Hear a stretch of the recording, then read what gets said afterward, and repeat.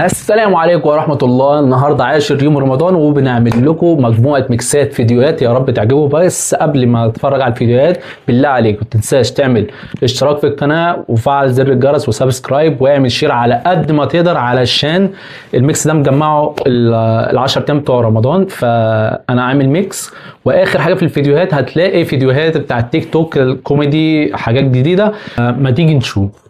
وده اليوم اللي انا كنت مسافر فيه، قلت اصلي في المغرب، كان ساعة الفطار.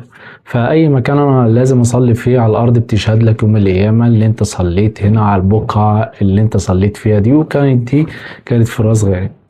بعدها بيوم كان 9 يوم رمضان، ابتديت اروق السطح واظبط الدنيا. فده كان وقت صيام، كان وقت الظهرية بالظبط. والمكان هنا كان جميل عندي في الروف، ابتديت انضف واظبط، فرشت الجيلة الصناعية وهتلاقيه برضو في فيديو تاني.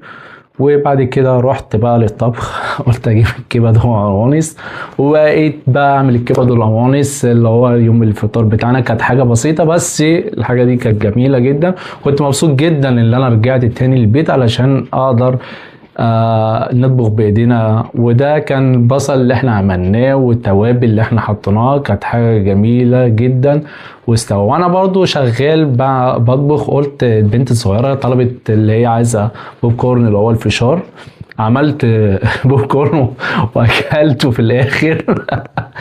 كانت ساعة الصيام كنتش هقدر اكل، بس بعد ما خلصت لقيت كان بطعم الجبنة، وده كانت طريقة العمل الفشار. بعد كده خلصت الفشار. بعد ما خلصناه الناس متعرفش عني اللي انا راجل تقي وبتاع ربنا. يا راجل، وده من امتى؟ انا اساسا شيخ. يا شيخ. الله، انت ما سمعتيش على الطريقه الوزنيه؟ لا ما سمعتش، بس دلوقتي سمعت. مدد يا وزان. رمضان كريم يا ابراهيم. الله اعلم. اللهم اني صايم. في ايه؟ فين الكركديه يا ابراهيم؟ فين الكركديه يا ابراهيم؟ اقول لك فين وما تزعليش. ما تزعلش خالص دي. ما تطلع رايحه فوق بقى بالمره. نبيل عيب يا نبيل، احنا صايمين في ايه اللي انت بتقوليه ده؟ عيب كده. ايه الحربوقه دي اللي قاعده معانا على طب هي الترابيزه؟ ساكنه معانا في الشارع يا نبيل، انا هتفطر في هو الشارع انت تاني؟ بتدافع عنها؟ ما تحترمي نفسك يا نبيل، انت ادب امك ما عرفتش تربيكي صحيح. لا مؤاخذه يا حماتي. وامك اصلا ما عرفتش تربيك. ايه؟ لا مؤاخذه يا وليه حربوقه. وليه حرجوها؟ تغلطي في امي يا بنت سيدي تغلط كده. فيه. لا مؤاخذه يا ماما، انا هربيها انا دلوقتي.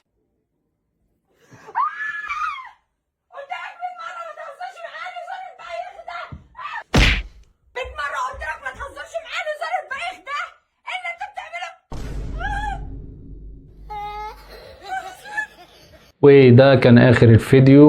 وقلت اقعد وانا مع نفسي اعمل شوية ديكورات للمكان اللي انا فيه، وكنت بعمل صور وصممت الشكل ده. ويا رب يعجبكم، والفيديو ده يعجبكم. متنساش الشير واللايك وسبسكرايب، وشكرا.